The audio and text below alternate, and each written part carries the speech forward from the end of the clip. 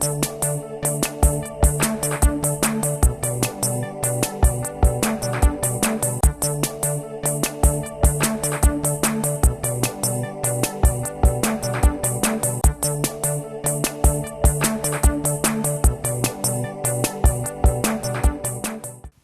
next speaker is Lacey Castaneda Leon.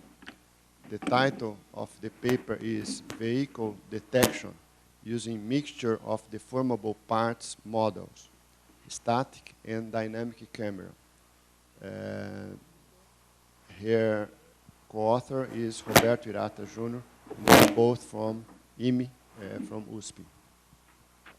Okay, good morning everybody. My name is Lacey, and now I'm going to present a work titled Vehicle Detection Using Mixture of Deformable Parts Models over videos obtained from a static and dynamic camera. As a static camera, we consider a camera that is in a fixed place, and all the objects could be static or could be in movement. And as dynamic camera, we consider a camera that is mounted on a vehicle, and the vehicle goes to the streets, and also the objects could be static or in movements. Here we have the order in which the topics are going to be present. We are going to start with a little introduction. Vehicle detection in videos is a problem in computer vision that it's an important problem in computer vision because of the real-life application.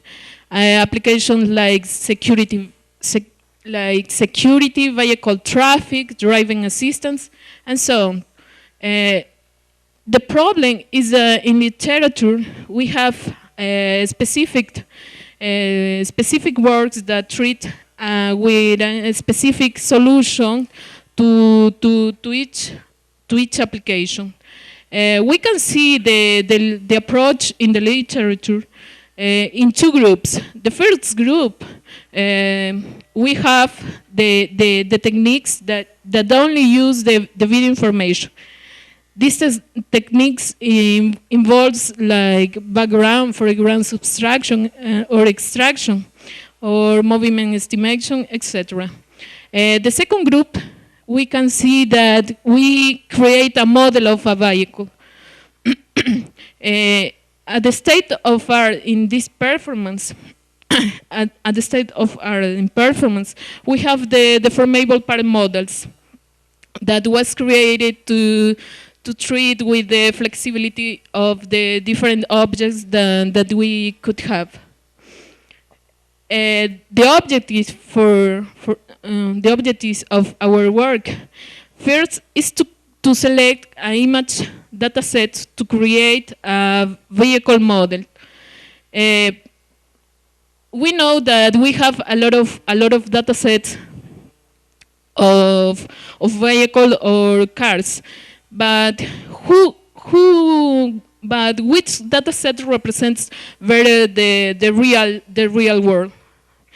There exists some studies that show that the ImageNet dataset and Pascal Book dataset perform very well when you want to train with this dataset and to test with another dataset.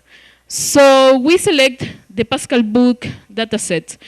The problem is that we have a very intraclass variability. You can see in this image we have six cards of different types of cards, and each one of these cards are in different kind of point of view. Then that we select image dataset, we want to use it to create a mixture of deformable part models to represent this vehicle class. Then that we create the MDPMs, we are going to apply to different kinds of videos, to different sequences of videos.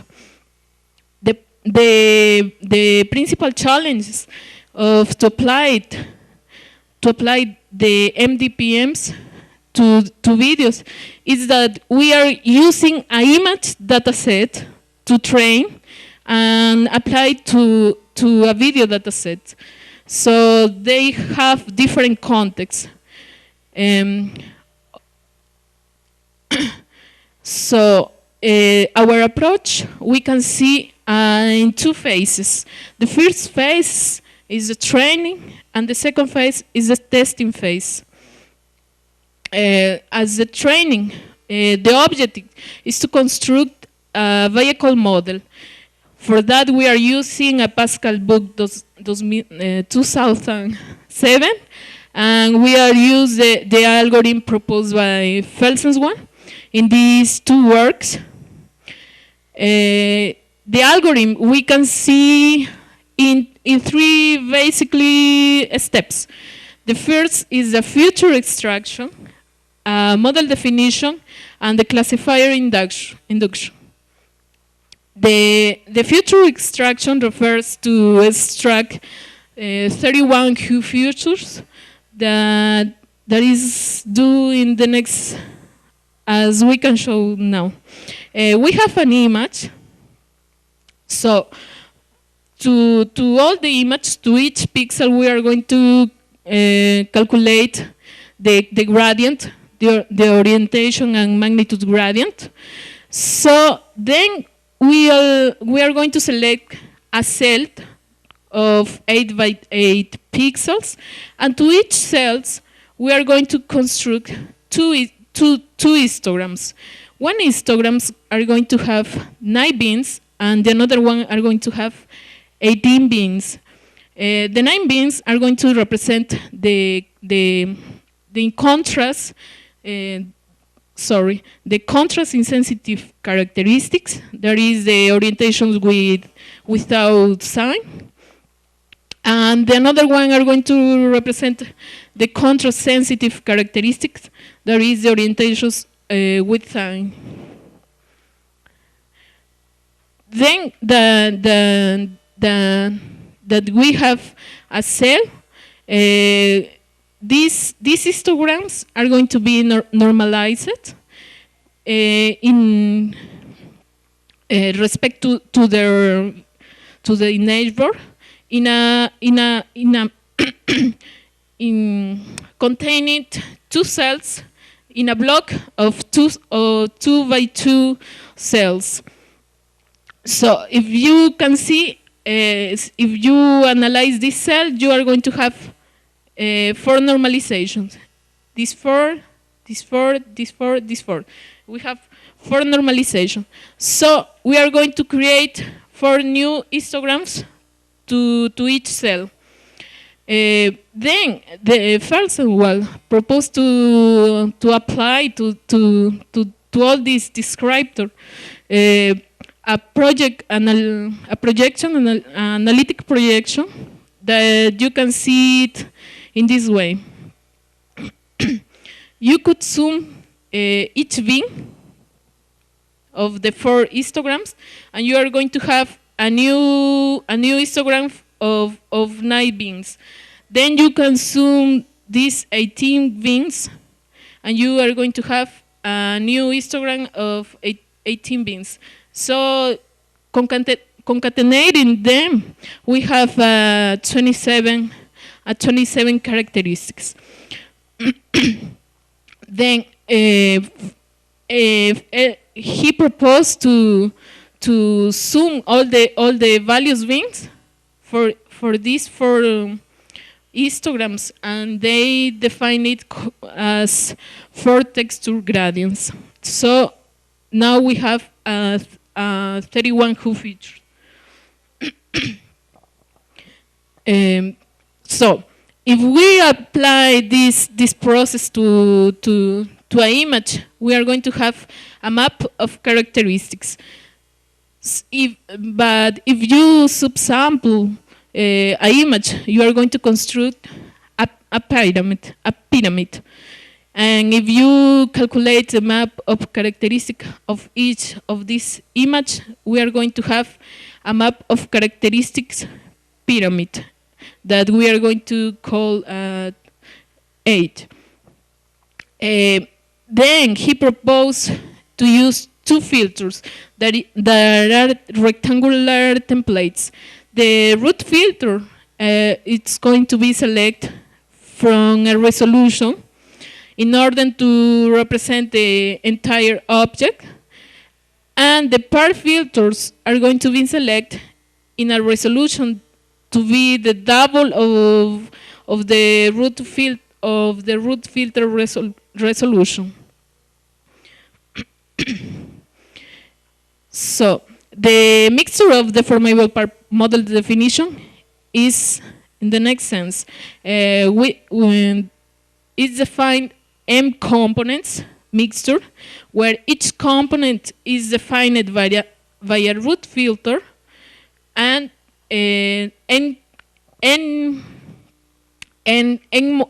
part models.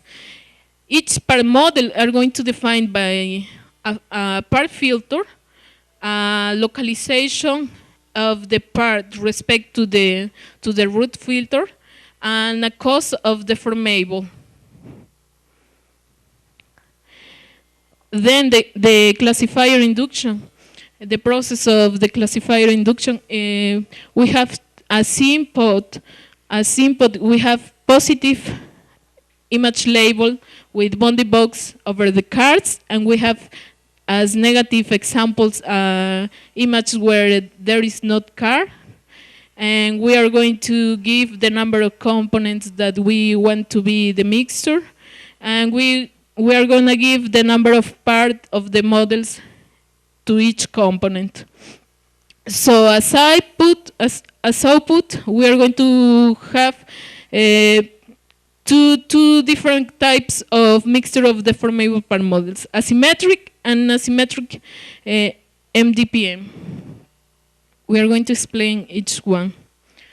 To obtain asymmetric MDPM, first we are going to split all the positive image in a determined number of components, in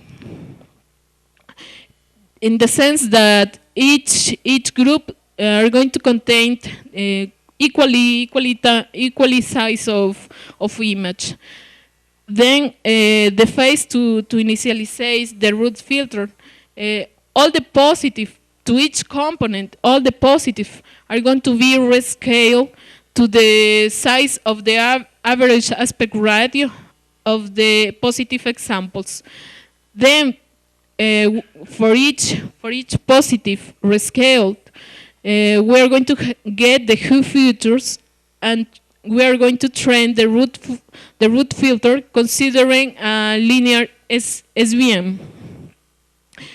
Then that we apply this phase to all components, we are going to combine all the root filter obtained in a mixture and train it with a latent SVM, where the latent SVM are going to be the position of the root filter in the original positive examples.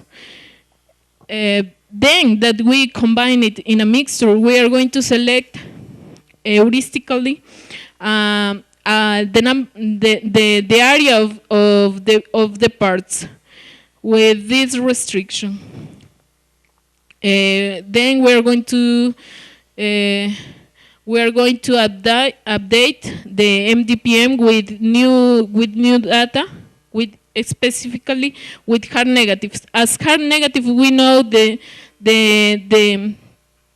examples that were classified as positive when it is negative. This is an example of symmetric MDPM. Asymmetric because it's vertically flipped.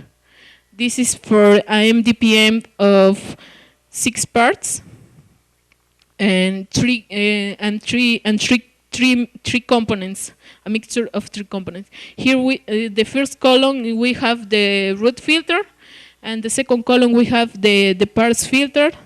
And in this graph, we have the spatial model. That is, when a part is going to the white part, that indicates that you have a highest codes of deformation. To asymmetric MDPMs is the similar steps like symmetric MDPMs. The only change is that before to resize the positive, we are going to cluster in two more groups each of these examples by reflecting each examples. So we are going to construct two groups that are going to be the positive and the flipped counterpart of them. Then it's applied. This clustering process is using the Cummings algorithm.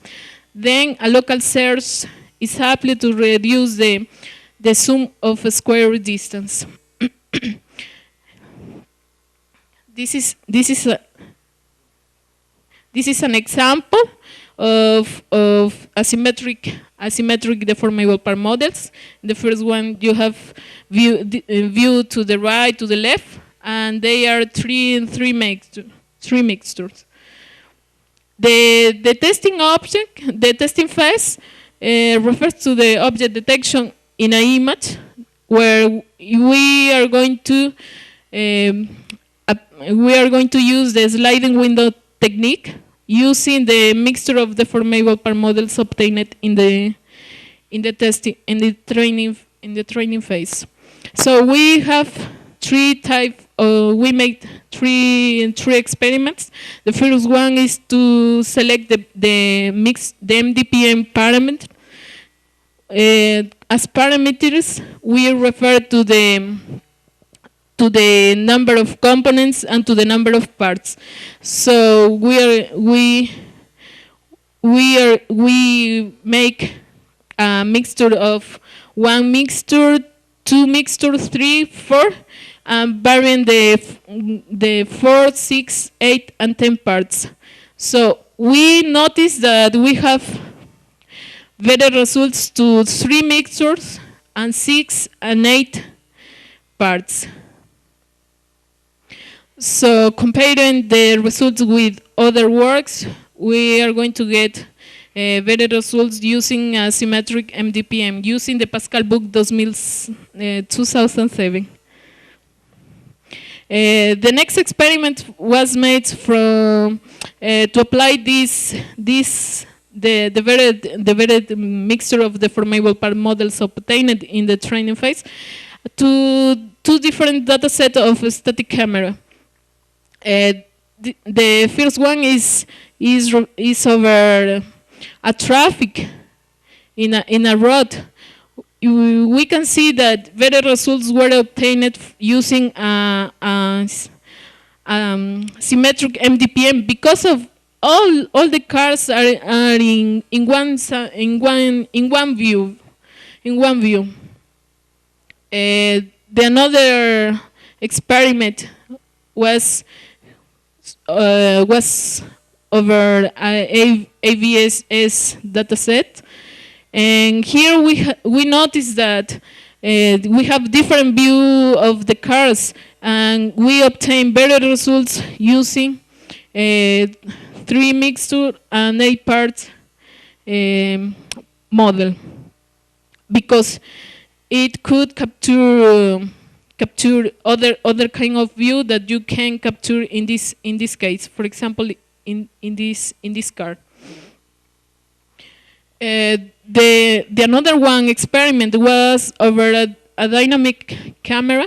That is, camera is mounted on a vehicle over the low-end data set, and we reach better results using asymmetric asymmetric MDPM with 3 mixture and 8 parts. We are going to reach a 1.88 false positive per image at the recall of 40%, and comparing the results with the Cornell's work, they yields a 4 falsity positive per image at a recall of 50%. They use the implicit shape model method. So we have an example of the results of obtained on this data set. We are going to present 2 videos, but first I want to present the conclusion. We obtained good results using different types of data sets, considering that we are using an image data set. Another one is that we don't separate the image by the views, that is by left, right, rear. We only consider the aspect ratio. Future works could be that we experiment in this case we have the information of the ground plane, but we don't consider them. So if we think that if we consider the information ground plane, we're going to have less false positive, because you can see here that we detect a card, but we don't have the annotated of this card. This is because the Leuven data set consider only the cards that are 50 meters from the camera. Okay, so this card is more far, and they don't give the annotation. Another future work is to combine both types of MDPM, that is symmetric and asymmetric, because we notice that in some cases are detected by symmetric, and in some cases are detected by asymmetric MDPM. Another future work could be to reduce the size of part filters and increment the number, in order to don't consider the background information in when you construct the model.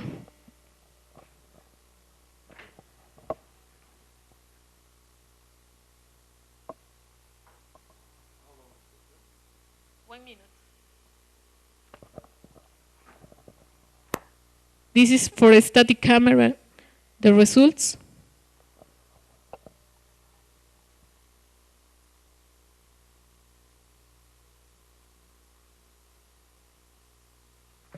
And this is for dynamic camera results. Thank you.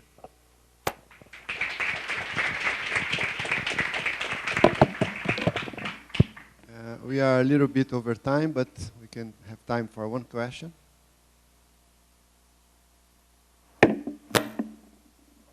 Yes. Thank you for the presentation and the result. I've like a question, or not a question, like a suggestion. I've noted that you have used one model to model all the types of cars from all point of views. Don't you think would be like more practical to have like 2 models, one from the frontal and the other from the side view? Maybe that will enhance your results. But in this case, you are restricting your context, because if you have only for the rear view, you are going to be able to capture only the cars for videos obtained from a static camera, for example. But if you are consider the left view, you are not be able to consider the the side view between the read and side view. In this case, you are not be able. It's a difficulty. Okay. Okay, last question here. Okay. Your measure the false positive and negative positive rate, because this video we have a lot of false positive. You measure this. You have calculated these rates. Yes. Yes, it's good. Is Let's talk about the false positive, yeah? In the video in the video. appears too much false You positive. have the red and the green. What's the difference? The video between them? was created consider the three mixture and 6 parts, and the best results were obtained with 3 mixture and 8 parts. The false positive that I showed the better result. That is because you see a lot of false positive very much. Okay, thank you again.